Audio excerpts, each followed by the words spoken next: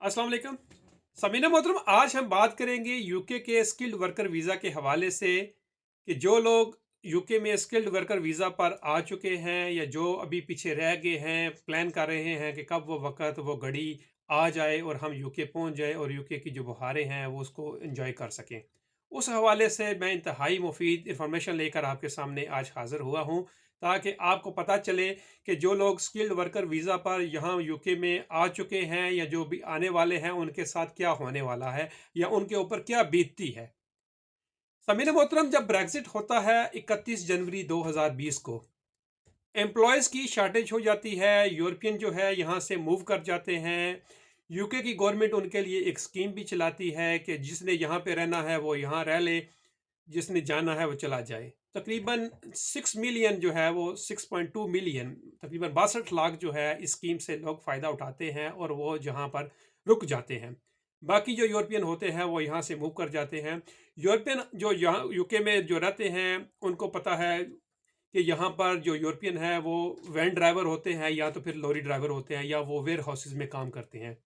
खासकर रोमानियन, बल्गारियन और पोलिश जो लोग हैं वो वेयर हाउसेज में काम करते हैं, लॉरी ड्राइवर होते हैं, वैन ड्राइवर होते हैं।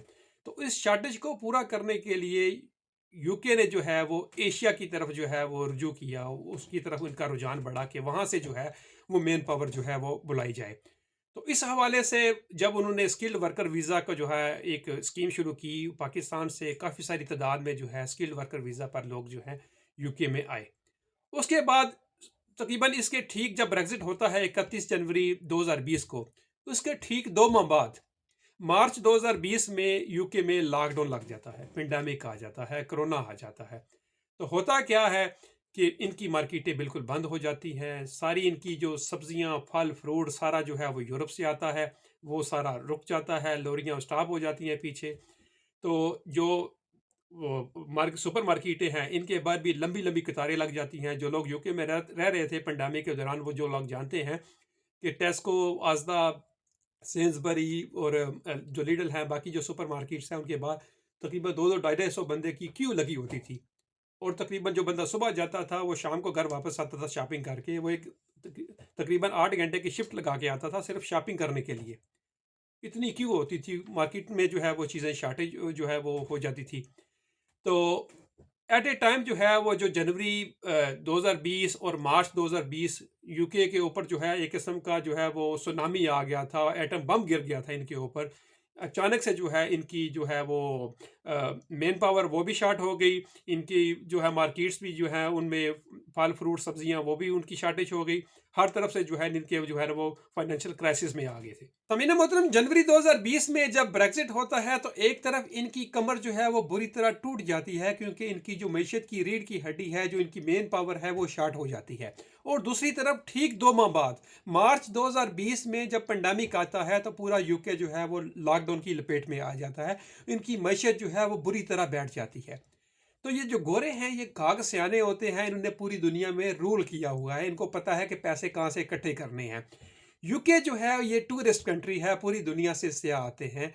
विजिटर वीज़ा एवरी ईयर जो है ये वीज़े इशू करते हैं। उसके बाद इनकी जो मैशत है वो स्टूडेंट से आती है। स्टूडेंट पूरी दुनिया से आते हैं। यहाँ की यूनिवर्सिटियाँ बड़ी बड़ी महल नुमा यूनिवर्सिटियाँ होती हैं और जो है हर स्टूडेंट को ये डिग्री इशू करते हैं। ये एक अलग टॉपिक है, किसी दिन इसके ऊपर भी बात करेंगे। स्टूडेंट्स जो है इनको जो है वो रेवेन्यू जनरेट करके देते हैं, टूरिस्ट आते हैं वो इनको रेवेन्यू जनरेट करके देते हैं। इसके साथ इन्होंने जो है अपनी वो मेन पावर को पूरा करने के लिए एक स्किल्ड वर्कर वीज़ा के नाम से जो है एक कैटेगरी निकाली और धड़ाधड़ जो है वो स्किल्ड वर्कर वीज़ा जो है उस पर इन्होंने बंदे बुलाने शुरू कर दिए, क्योंकि इनकी मेन पावर जो है वो ऑलरेडी शार्ट थी।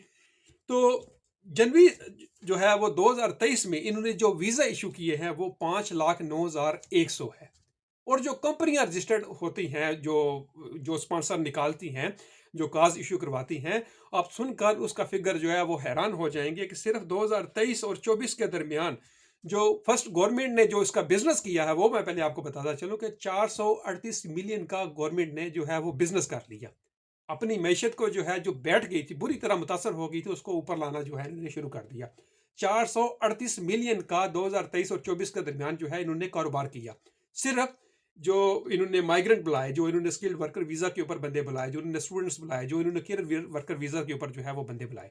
जो इमिग्रेशन है ये इनकी जो है यूके की इकानमी की रीढ़ की हड्डी है। यहाँ से पैसा जो है ये जनरेट करते हैं।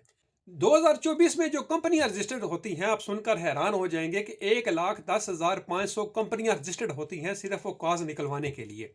और ये जो 1,10,500 कंपनियां रजिस्टर्ड होती हैं ये सारी जेन्युइन नहीं हैं। ये मोस्टली जो है 90% कंपनियां जो है इसमें वो फेक होती हैं। वो क्या करती हैं, 2 नंबर तरीके से पेपर वर्क करके जो है वो काज इशू करवाती हैं और पाकिस्तान से, इंडिया से, बांग्लादेश, श्रीलंका, नाइजीरिया से, मुख्तलिफ कंट्री से जो है वो उनको काज भेजते हैं और वहाँ से जो है पैसे बना के यहाँ पे बंदे ले आए।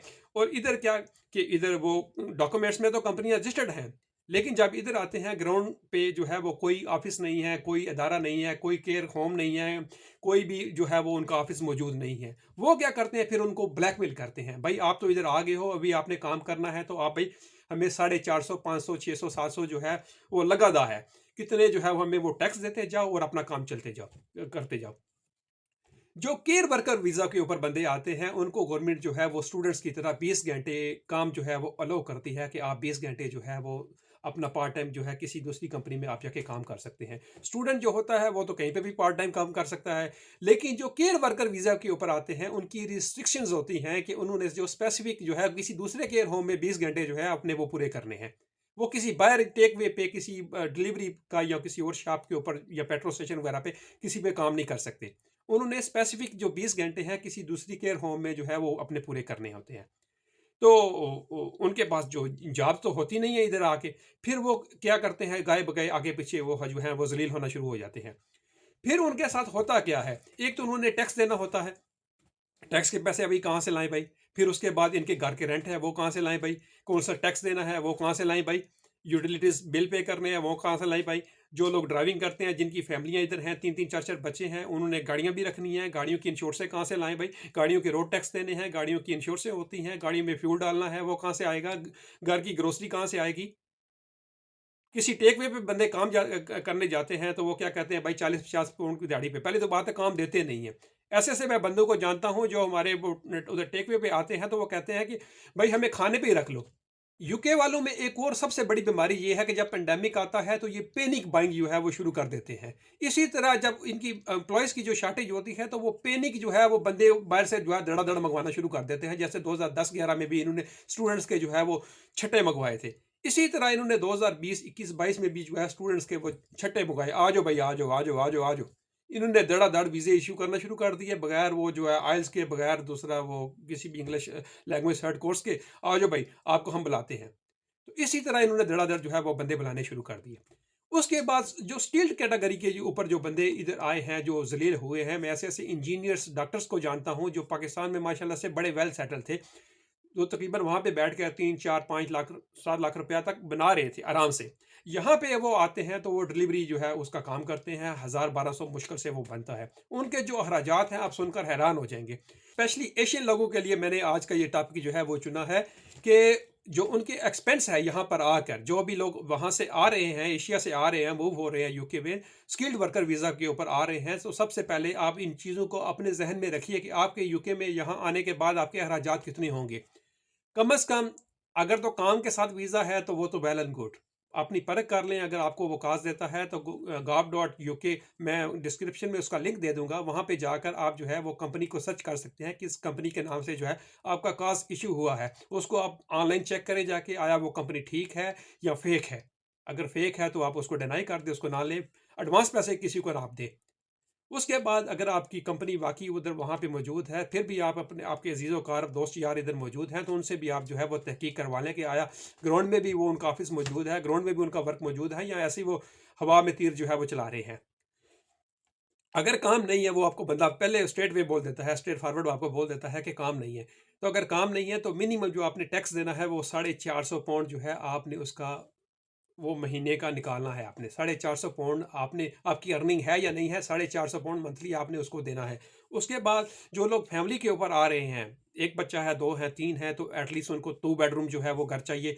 जो बर्मिंघम, मैनचेस्टर, ब्रैडफोर्ड और डर्बी का जो एरिया है, इधर घर जो है वो सस्ते हैं लंदन की निस्बत। लंदन में घर बहुत महंगे हैं, तो इनकी जो तकरीबन एवरेज है 2 बेडरूम हाउस की, वो तकरीबन 6 साढ़े 600 700 साढ़े 700 के दरमियान में जो है वो डिपेंड करता है कि लोकेशन कौन सी है, लेकिन जो एवरेज है वो तकरीबन 6 साढ़े 600 के दरमियान में है। 650 आपने घर का रेंट देना है, उसके बाद 120 पाउंड तकरीबन लगभग जो है वो कौंसल टैक्स आपका वो आ जाता है, वो भी आपने यहाँ पे आके पे करना है। उसके बाद 200 पाउंड जो है आपकी यूटिलिटीज़ हैं, जिसमें आपकी इलेक्ट्रिसिटी है, आपकी गैस है, आपका पानी का बिल है, वो आपने लगभग 200 पाउंड जो है वो आपने पे करना है। उसके बाद आप कंजूसी करके भी खाएं ना, अगर आपके एक दो बच्चा है, मियाँ बीवी हैं, तो 300 पाउंड जो है वो कहीं नहीं गया, आपकी ग्रोसरी जो है आपने जो करनी है। उसके बाद 200 पाउंड जो है आपने ट्रैवलिंग करनी है, आपके पास गाड़ी है तब आपका एक्सपेंस ज़्यादा होगा, 300-400 पाउंड होगा, क्योंकि आपकी उसमें इंश्योरेंस भी जानी है, आपका उसमें फ्यूल भी जाना है, आपका रोड टैक्स भी जाना है। तो ये एमओटी वगैरह भी आपने करवानी है, गाड़ियों के खर्चे हैं, मतलब पंचर भी वो गाड़ी होती है, गाड़ी रोड के ऊपर चलती है तो कोई ना कोई काम निकालती है, उसकी मेंटेनेंस भी आपने करवानी है। तो तकरीबन उसका 300-400 पाउंड जो है उसका आप एक्स्ट्रा खर्चा कर लें। और 100 पाउंड आप जो है वो आगे पीछे लग ही जाता है, जब आप शॉपिंग करने जाते हैं तो कपड़ा ले लिए, बच्चों के लिए कुछ और चीज़ें ले ली, टॉयज़ वगैरह ले लिए।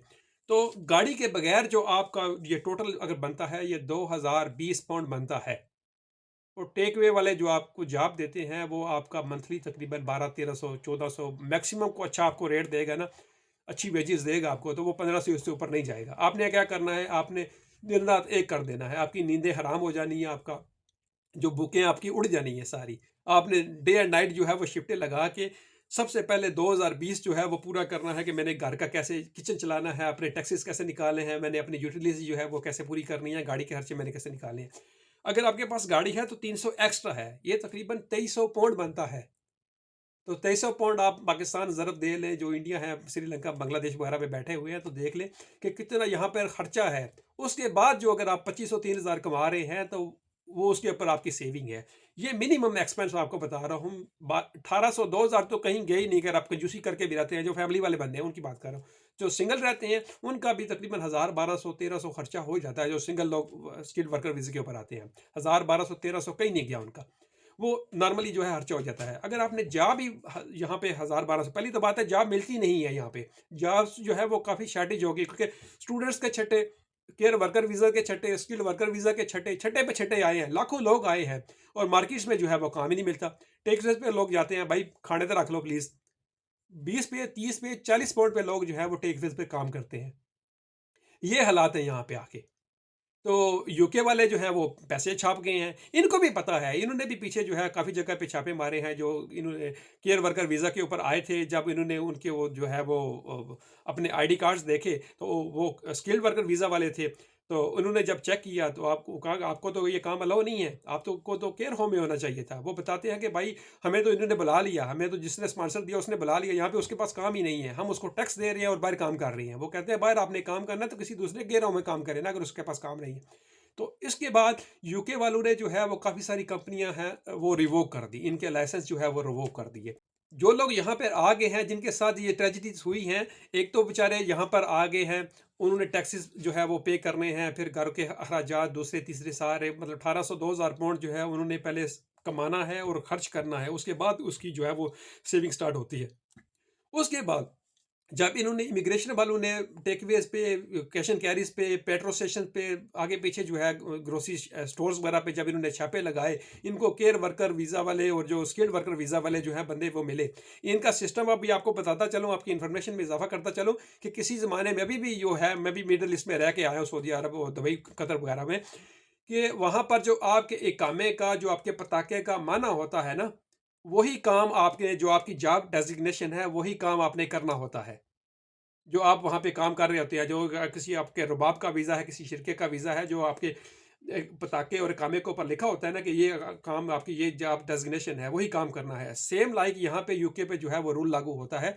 आप जिस वीज़े पे आए हो, जिस केयर वीज़े के ऊपर आपने आप वीज़ा लिया है, उसी वीज़े के ऊपर आपने रहना है, उसी वीज़ा के ऊपर आपने काम करना है। अगर एक केयर होम में काम नहीं है तो आपने दूसरे केयर होम में ज्वाइन करना है, तो वहीं पे भी आप केयर होम का ही काम करेंगे। किसी दूसरी शॉपिंग मॉल या किसी स्टोर वगैरह पे या किसी डिलीवरी टेक अवे शॉप पे जो है आप वो काम नहीं कर सकते। अगर आपको पकड़ेंगे तो फिर आपको जो है वो डिपोर्ट करेंगे, या फिर आपका जो है वो एक नया कटा खुल जाएगा। ये एक अलग स्टोरी है। फिर होता क्या है कि लोग जो है जो बेचारे परेशान थे, जो शरीफ लोग थे, उन्होंने क्या किया कि एक कंपनी से दूसरी कंपनी से तीसरी कंपनी, कंपनियां जो उनको पता नहीं होता, इतनी इन्फॉर्मेशन नहीं होती, जो लोग वहाँ से आ रहे हैं या जो जो लोग जहाँ पे रह रहे हैं, gov.uk पे जाके आप अपनी सारी जो है इन्फॉर्मेशन वहाँ से ले सकते हैं। वहीं से आप खुद घर बैठे आप अपनी एप्लीकेशन कर सकते हैं। अगर आप इतने पढ़े लिखे हैं, आपकी वाइफ घर में पढ़ी लिखी है, आप पढ़े लिखे हैं, तो आप जो है घर में बैठकर एप्लीकेशन जो है ये कर सकते हैं। मैं एक और देखता हूँ, बात नहीं करनी चाहिए यहाँ पे जो यूके में लोग जो स्पेशली जो सोलिसिटर्स लोग हैं, 80 से 90% जो है वो इतने काबिल नहीं है। टिकटॉक पर बैठकर जो है आपको वो ब्लैकमेल कर रहे हैं, आपको बुला लेते हैं। अपनी उन्होंने दुकानें चुराई हुई हैं। वो क्या करते हैं, ऑथ कमिश्नर है या कोई क्रिमिनल लॉ है या कोई मतलब वो कोई प्रॉपर्टी का कोई है, उन्होंने कोई कोर्स वगैरह किया हुआ है, वो इमिग्रेशन के स्पेसिफिक सोलिसिटर नहीं है, उनकी इतनी डिमांड नहीं है। यहाँ पे जो इमिग्रेशन का जो सोलिसिटर है उसकी 200-250 पाउंड जो है पर आवर फी है। उनके पास, बेचारों के पास इतना टाइम नहीं होता कि वो वेले बैठ के मेरी तरह टिकटॉक बनाते रहे या कोई और वो सोशल मीडिया के अकाउंट्स बना के तो उनको वो चलाते रहे। वो प्रोफेशनल होते हैं अपने काम में। होता क्या है कि ये जो लोग टिकटॉक के जो सोलिसिटर बने हुए हैं ना, लॉयर्स बने हुए हैं, इनके पास लोग वीडियोस देखते हैं, सोशल मीडिया का ज़माना है तो देखते हैं, उनके पास चले जाते हैं, मुंह मांगे वो फीसें लेते हैं और उनके केस खराब कर देते हैं बजाय सुधारने के। बात कहनी नहीं चाहिए, ये बात बिल्कुल ऐसे ही है जैसे एक आपने कराना है, दिल का बाईपास करवाना है, आप उसको ले जाएं हड्डी जोड़ डॉक्टर के पास, तो क्या वो आपका इलाज जो है वो कर पाएगा? नहीं, कभी भी नहीं कर पाएगा। तो बिल्कुल ऐसा ही है, ये जो इमिग्रेशन के लॉयर हैं आप उनके पास जाएं, गूगल कर लें, gov.uk पे जाके आप उनके जो है वो लॉयर्स की फर्म है वहाँ पे जाके सर्च कर लें, अच्छे से अच्छे काबल जो है आपको लॉयर्स मिल जाएंगे। जितनी इन्फॉर्मेशन चाहिए आप नीचे कमेंट्स बॉक्स में लिख सकते हैं, मैं आपको बता सकता हूँ कहाँ जो है। आप जिस सिटी से बिलोंग करते हैं मैं आपको एक लिस्ट निकाल कर दे सकता हूँ। आप सिटीजन एडवाइस ब्यूरो के पास जा सकते हैं, वहाँ से आप हेल्प ले सकते हैं। काफ़ी सारी जो चैरिटीज़ बनी हुई हैं, आप वहाँ पे जाके जो है आप अपनी इन्फॉर्मेशन जो है उनसे ले सकते हैं कि मुझे क्या करना चाहिए, मेरा नेक्स्ट जो है वो स्टेप क्या होगा। यहाँ पर यूके में अगर आपने रहना है, वीज़ा स्टेटस आपने सेट करना है, तो यहाँ पे यूके की आपकी जो है वो रूट्स होते हैं, हर बंदे के जो है वो रूट्स होते हैं कि आप किस कैटेगरी में आए हैं, तो आपने कौन सा रूट चुनना है। आपको सीधे ट्रैक के ऊपर आपने रहना है, आपने लेफ्ट राइट जो है वो नहीं होना। और दूसरा, आपने अपनी टाइज चेक करनी है। ये जो होते हैं यूके के जो इमिग्रेशन ऊपर जो आपके बैठे हुए हैं, वो टाइज चेक करते हैं, ये आपका जो बैकग्राउंड चेक करते हैं, आपका वीज़ा हिस्ट्री चेक करते हैं, उसके बाद आपकी वो जो रूट है आपका वो चेक करते हैं।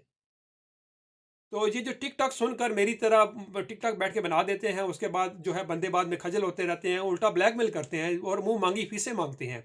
दुकान तो उनकी चमकती नहीं है। बिल्कुल ऐसे ही है जैसे पाकिस्तान में डॉक्टर्स, मैं देखता हूँ आजकल, ये बात भी नहीं कहनी चाहिए, तकरीबन 70-80% डॉक्टर्स ऐसे हैं जिनकी अपनी दुकानें नहीं चल रही, लेकिन मेरी तरह के जो टिकटॉकर्स हैं उनको बिठाकर अपने साथ जो है उनके इंटरव्यूज ले रहे होते हैं अपनी दुकानें चमकाने के चक्कर में। तो भाई आप इतने काबिल डॉक्टर हो तो आपको तो फुर्सत ही ना मिले ये जो मेरी तरह वेले बैठ के तो टिकटॉक बनाने की। आप अपने, अगर आप अपने काम में इतने प्रोफेशनल हो तो खुदारा ये मेरा है टॉपिक नहीं है, किसी दिन इसके ऊपर भी बात कर लेंगे। तो खैर, मेरा आज का टॉपिक था स्किल्ड वर्कर वीज़ा के हवाले से। जो लोग यहाँ पर आ चुके हैं, किसी अच्छे सोलिसिटर के साथ अपनी अपॉइंटमेंट बनाएं, उसके साथ जो है जाकर अपना जो है पूरा वो मुद्दा उनके सामने बयान करें कि हमारे साथ ये हैपन हुआ है, और उसके बाद जो है अपने करें। अगर आप पढ़े लिखे हैं तो gov.uk पे जाके आप सारी इन्फॉर्मेशन ले सकते हैं।